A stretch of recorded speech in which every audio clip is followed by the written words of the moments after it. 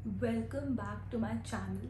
I am super excited because ये जो topic है ये it's like the most search topic if you are coming to US for your masters degree.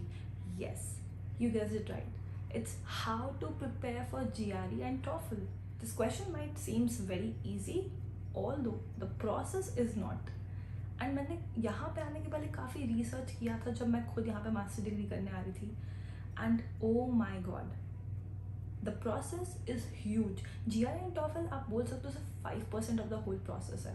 So today video is how to prepare for GRE and TOEFL if you want to give masters in whatever subject you want to, but in USA. So अगर आपको लग रहा है कि यार ये बार बार नीचे क्यों देख रही है तो मैं अपने नोट्स को देख रही हूँ, जो मैंने बहुत ही मेहनत से बहुत रिसर्च करके 2 साल बाद फिर से सब रिसर्च करके सोच के याद करके मैंने इसमें नोट किया है। It's a huge list. ये वीडियो बहुत लंबा होने वाला है, सो अगर आपको ड्रिंक लेके बैठना है बिल्कुल बैठिए।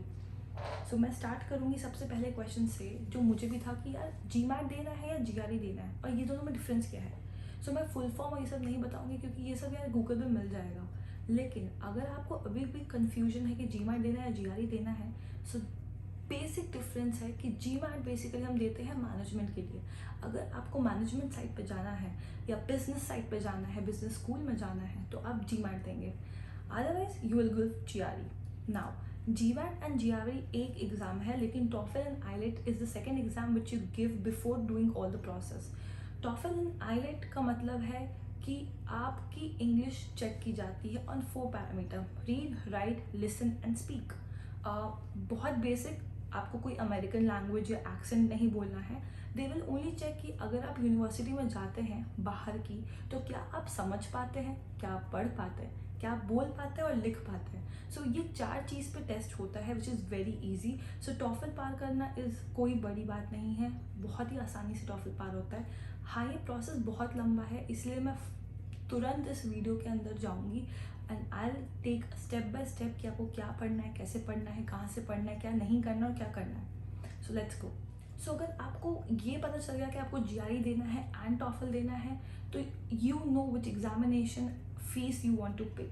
Now when we come to fees, मैं इन चारों की फीस बताऊंगी, क्योंकि अगर आप GMAT और IELTS देने वाले हैं तो आपको पता होना चाहिए कि हाउ एक्सपेंसिव और how cheap it is. GRE in India is $213, which is equals to 16,000 with taxes. ये ऑल्सो डिपेंड करता है आप किस कंट्री में हैं। सो अगर आप आउट ऑफ इंडिया है, if you guys are watching this video and you guys are from international student out of India, then the amount would be different. GMAT is for $250, which is equals to 18,280. So 19,000 का आपका ये paper होगा GMAT का।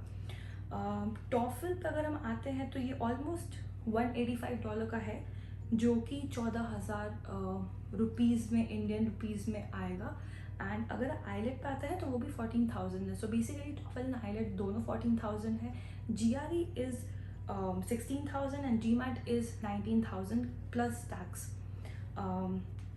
Now ये तो बात हो गई हमारी एक्सपेंसिव की। एक और सबसे इम्पॉर्टेंट क्वेश्चन है कि यार देना कब है, मतलब क्या मैं 2 महीने पढ़ के दे के और MS कर सकती हूँ? नहीं, आप ऐसा नहीं कर सकते, because it's a long process. आप पेपर देंगे, you have your documentation, you will submit your application, college will select your application, do college will do all the process again, and फिर आप जाते हैं। लंबा है, राइट? दैट्स वाई आई से 1 साल पहले से तैयारी करो। अगर आप 1 साल पहले से तैयारी करोगे, आप 6 महीने पहले एप्लीकेशन करोगे और 6 महीने बाद आप जाओगे। So this duration is 1 year. So if you are planning to go to 2022, I think now is the time that you should start preparing for GRE, because आपको मिड ईयर में GRE का exam और TOEFL का exam दे देना है, and उसके कुछ हफ्तों बाद TOEFL का, ताकि आप पहले ही एप्लीकेशन और डॉक्यूमेंट सब रेडी रखो। एंड जितना लेट करोगे उतना पीछे आप क्यू में जाओगे। So my advice would be 1 year before. Now सबसे पहले मैं GRE स्टार्ट करूँगी, and then once I have completed the GRE details, I will bounce back to TOEFL। So GRE के टाइम पे सबसे पहला क्वेश्चन आता है कि स्कोर कितने साल तक वैलिड है। सो स्कोर जीआरई का 5 साल तक वैलिड होता है। यस, अगर आप 2020 में आपने जीआरई दिया है तो 2025 तक ये स्कोर वैलिड रहेगा। Now how to prepare it. GRE 2 type का होता है, one is general GRE and other one is subject GRE. क्योंकि मैंने सब्जेक्ट जीआरई दिया नहीं है, मुझे इतना आइडिया नहीं है कि उसके अंदर क्या सिलेबस आता है, लेकिन सब्जेक्ट जीआरई का मतलब है कि आप एक पर्टिकुलर सब्जेक्ट में स्पेशलाइज्ड हैं और आप सिर्फ उसी का एग्ज़ाम दे रहे हैं और उसी के बेसिस पे आपको कॉलेज में सिलेक्शन होता है। General GRE content of maths and English, so it's very basic, very general, hence the name general GRE test. एक और बात, सब्जेक्ट जीआरई अगर आप देने वाले हैं टेस्ट, सब्जेक्ट जीआरई टेस्ट, सो वो सिर्फ साल में 3 बार होता है, सितंबर, अक्टूबर एंड अप्रैल। इसके अलावा आप नहीं दे सकते हैं अगर आप जीआरई टेस्ट दे रहे हैं। So you have to choose your test date in September, October और अप्रैल। सो मैंने क्योंकि जनरल जीआरई टेस्ट दिया है, सो मैं इस वीडियो में सिर्फ उसी की बात करूंगी, लेकिन if you are interested in subject GRE, so मेरे डिस्क्रिप्शन में उसका एक लिंक होगा, उसको अगर आप क्लिक करेंगे तो आप डायरेक्ट पहुंच जाएंगे ईटीएस के सब्जेक्ट जीआरई टेस्ट पे, जहां से आप उसकी इन्फॉर्मेशन निकाल सकते हैं।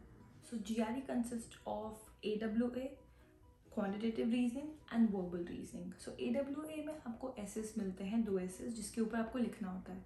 क्वांटिटेटिव रीजनिंग या सिंपल भाषा में अगर हम बोले मैथ्स का पेपर, उसके अंदर मैथ्स के क्वेश्चन आते हैं टिल 10th क्लास। सो अगर आप 10th क्लास पास किया है तो it will be easy for you to crack quantitative reasoning.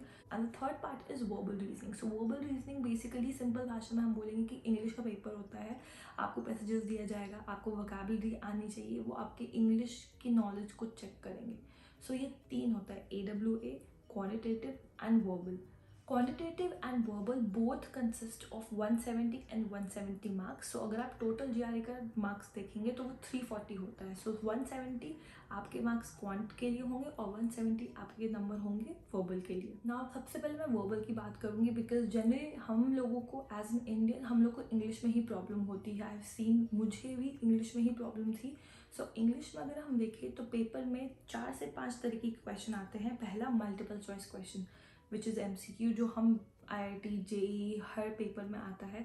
Question होगा, नीचे चार चेक बॉक्स होंगे and you have to tick the right answer in multiple choice question. Second would be select answer from passage. So इसमें आपको एक बहुत ही लंबा चौड़ा पैसेज दिया जाएगा जिसको आपको पढ़ के और उसके नीचे दिए गए किसी 4 या 5 क्वेश्चन के आंसर करने हैं। नॉट द ओनली प्रॉब्लम इसकी जो पैसेज है वो किसी भी डोमेन से आ सकता है, physics, chemistry, political, history, computer science, कोई डोमेन फिक्स नहीं है। एंड टाइमिंग की रिस्ट्रिक्शंस की वजह से आपको स्पीड में पढ़ना पड़ता है, जिसकी वजह से सम टाइम क्वेश्चंस के आंसर हम गलत कर देते हैं। Now half of the paper of verbal reasoning consist of vocabulary. आपकी वोकैबुलरी स्ट्रॉन्ग होनी चाहिए, बिकॉज उसके अंदर सिनोनिम्स के क्वेश्चन आते हैं, उसके अंदर टेक्स्ट ब्लैंक के क्वेश्चन आते हैं।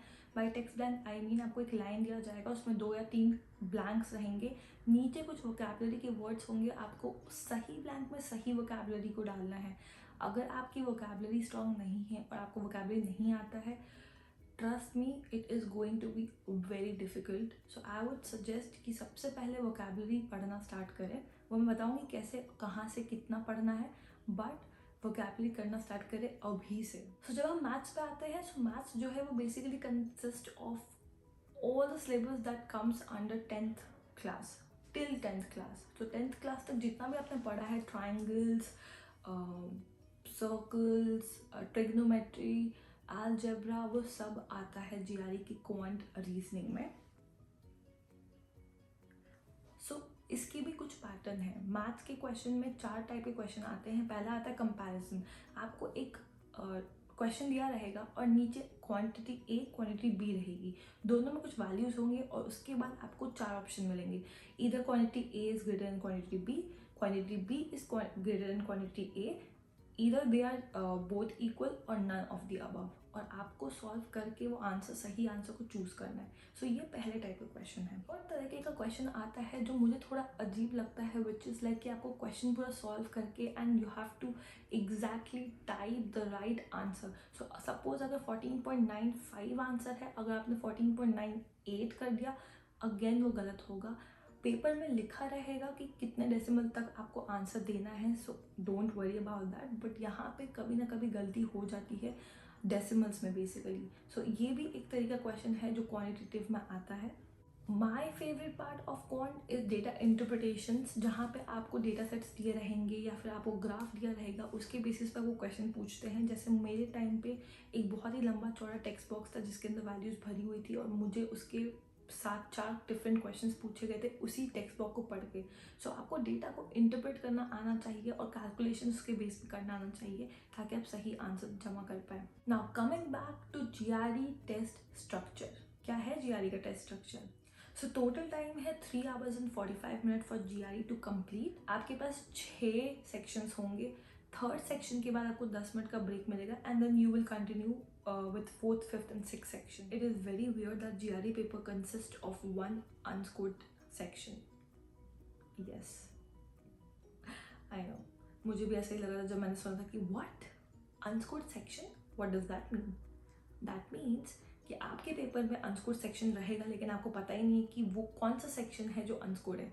सो आपको वो 6 के 6 सेक्शन को उसी शिद्दत के साथ पढ़ाई करनी है, उसी शिद्दत के साथ सॉल्व करना है, इर्रेस्पेक्टिव ऑफ कि उसमें से एक सेक्शन अनस्कोर्ड सेक्शन है। और अगर आपने उस एक अनस्कोर्ड पे 95% आपने सही आंसर किया है, वो काउंट नहीं होगा। But again this is something that you should always remember, because आपको लगा कि यार 3 क्वांट है और 2 वर्बल है, सो उस 3 में से कोई एक क्वांट जो है वो अनस्कोर्ड है।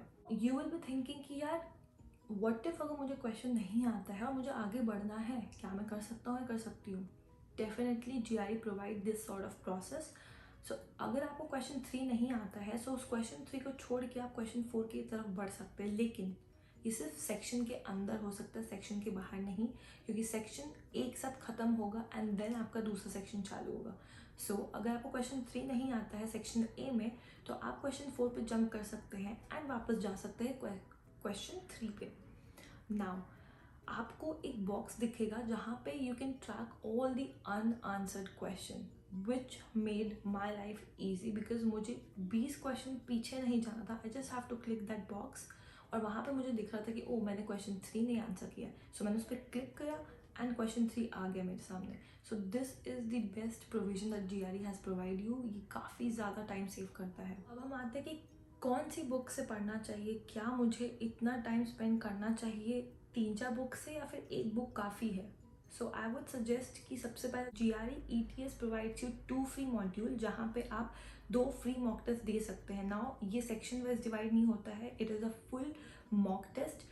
when you're prepared to give GRE, उसके एक हफ्ते पहले I would suggest to give that GRE free mock test which is provided by GRE ETS official site. When it comes to books, I had 2 books. One was from GRE ETS official set जहाँ पे exactly सारे syllabus, सब कुछ, सारे patterns, सब कुछ उन्होंने define किया था, which was very helpful for me to start GRE preparation. Second book is Manhattan book, which consists of 6 to 7 books.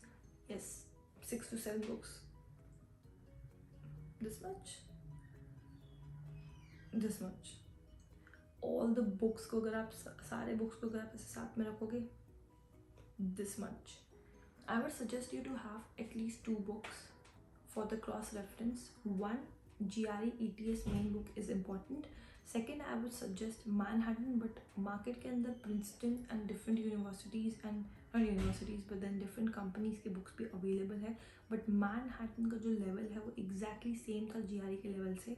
So I would suggest for you to buy Manhattan books. Now vocabulary को increase करना it's not one day thing. मुझे लगता है कि मैंने अभी तक vocabulary को उस level पे नहीं किया कि मैं GRE टॉप कर सकती हूँ।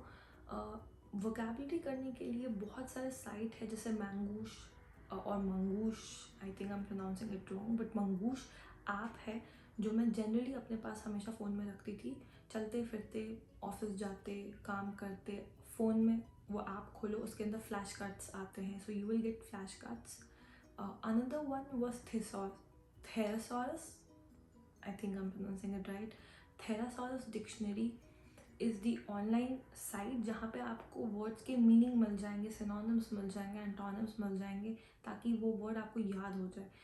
Also for vocabulary and verbal reasoning, I would suggest to go through all the articles in at least The Hindu, New York Times and Guardian. वहाँ के editorial articles को पढ़ें. समझें and then I would suggest कि 2 minute में उसको लिखने की कोशिश करें, पूरा का पूरा आर्टिकल नहीं, समरी लिखने की कोशिश करें. I think that would increase your reading speed as well as writing speed, which will help not only in GRE but in TOEFL as well. Another very important point जो मैं बोलना चाहती हूँ कि take as much as free resources आपको on site मिलता है. Mock test, जितने भी फ्री आपको मॉक टेस्ट मिलते हैं वो प्लीज़ दीजिए. जितना देंगे आप उतना एक्यूरेट होंगे टाइमिंग के अकॉर्डिंग, बिकॉज मुझे लगता है GRE is more of timing game than knowledge game. Verbal and quant के अलावा मैंने आपको बताया था कि एक और है AWA, जहाँ पे आपको ऐसे टॉपिक मिलेगा and you have to write that topic out, right. अगर आपको पता करना है कि what are the sample answers जो ETS के अकॉर्डिंग 1 to 6 के स्कोर में है, आप ETS का ऑफिशियल साइट पर जा सकते हैं. मैंने सब कुछ नीचे लिंक कर दिया है. ETS का ऑफिशियल साइट पर जाएंगे तो आपको सैम्पल्स मिल जाएगा जो ETS ने स्कोर किया है 1 to 6. तो 1 वुड बी द पुअर ऐसे जो किसी ने लिखा है, और आप देख सकते हैं कि कैसे आप एक ऐसे को बिल्ड करेंगे so that you can get and achieve 5 to 6 score marks. बहुत बहुत इम्पॉर्टेंट पॉइंट है ये कि एग्जामिनेशन हॉल में please take cotton earbud, because शोर होगा, आवाज़ें होंगी, डिस्ट्रैक्शंस होगा, एंड उस टाइम पे when you are calculating maths और you are thinking about verbal reasoning, you need to be focus. Distraction इस सेंस में होगा कि बहुत सारे लोग लिख रहे होंगे, पेंसिल शार्प कर रहे होंगे, या फिर whatever they were doing, clicking, typing, keyboarding, murmuring, you need to concentrate. And there isn't much difference, at least मेरे टाइम पे इतना डिस्टेंस नहीं था. अभी कोविड की वजह से हो सकता है कि डिस्टेंस हो. It was a huge distraction for me, so I would suggest that you guys should take cotton earbud, because उसके अलावा कोई और they won't allow you to take inside, or they also have earbuds, so please take that earbud and put it in your ear right away. GRE की actual preparation में कितना time लगता है, लोग हमेशा मुझसे पूछते हैं. काफ़ी सारे स्टूडेंट्स ने पूछा कि यार एक्चुअली लेकिन प्रिपरेशन में कितना टाइम लगेगा. So if you dedicatedly preparing for GRE, 2 to 4 months would be sufficient for you. अगर आप फुल्ली डेडिकेटेड हैं तो 2 महीने लगेगा. If you are working and then you are preparing like me, it would take you 4 to 5 months. The last question that I want to cover for GRE is, should I take a coaching or should I join any groups or organization and pay money and get some resources and information from them? I would say no. No, no, hell no. मैंने same गलती की थी. I paid a lot of money, I won't disclose, but मैंने पैसे दिए, and trust me, जितना आप वहाँ सीखोगे उससे ज़्यादा आप घर पे सीखोगे. I did not find any advantage in learning there and giving money in return to what they were teaching. मुझे लगता है अगर आप डेडिकेटली GRE के लिए प्रिपेयर करते हो तो आप खुद से ज़्यादा बेटर मार्क्स ला सकते हो than them. The only point that is pro in their coat is वहाँ पे एक शेड्यूल बन जाता है आपका कि यार इन्होंने ये होमवर्क दिया, मुझे करना है, इन कंसिस्टेंसी आती है. सो अगर वो कंसिस्टेंसी आप ला सकते हो खुद से बिना पैसे दिए, क्योंकि ऑलरेडी बहुत पैसे जा रहे हैं आपके फीस में और आने वाले एप्लीकेशन से ये सब में. So I would suggest don't take coaching classes because it's of no use, and prepare yourself, be consistent, work accordingly, make a plan, and it is very easy, trust me, it's not tough. अगर आप plan करके करोगे तो definitely you will get a good score. So GRE कहाँ देना है? There are 2 options because of this corona and COVID time. अगर आप okay हैं और आप बाहर निकल के एग्ज़ाम दे सकते हैं, so there are different areas जहाँ पे आप सेलेक्ट कर सकते हैं अपना लोकेशन और टाइमिंग ऑफ एग्जामिनेशन. एंड आपके घर के आसपास कहीं ना कहीं यू विल सेलेक्ट लोकेशन. आपको सारे लोकेशन दिख जाएंगे ETS के ऑफिशियल साइट पे. You can select the location, you can select the time, और आप उस टाइम पे जाके उस लोकेशन पे एग्ज़ाम दे सकते हैं. एंड अगर आपको एग्ज़ाम जाके बाहर नहीं देना है in COVID-19, I completely understand because I also don't want to step out. So अगर आपको इन होम एग्ज़ाम देना है, GRE वो भी प्रोवाइड करता है. GRE इन होम एग्ज़ाम प्रोवाइड करता है जहाँ पे आप घर पे बैठ के GRE का टेस्ट दे सकते हैं. Thank you so much everyone for watching this video, and I know it's long but it was required to fill in all the details about GRE, and I hope कि इस video ने आपको थोड़ा सा ज्ञान दिया हो GRE के बारे में. If you're preparing GRE or even thinking of giving GRE, and अगर कोई भी डाउट है आपको तो नीचे comment section में प्लीज़ लिखें, and I would be happy to do a GRE part 2. So I'll see you in my next video, and before that please subscribe my channel and like this video. Till then, take care and bye bye.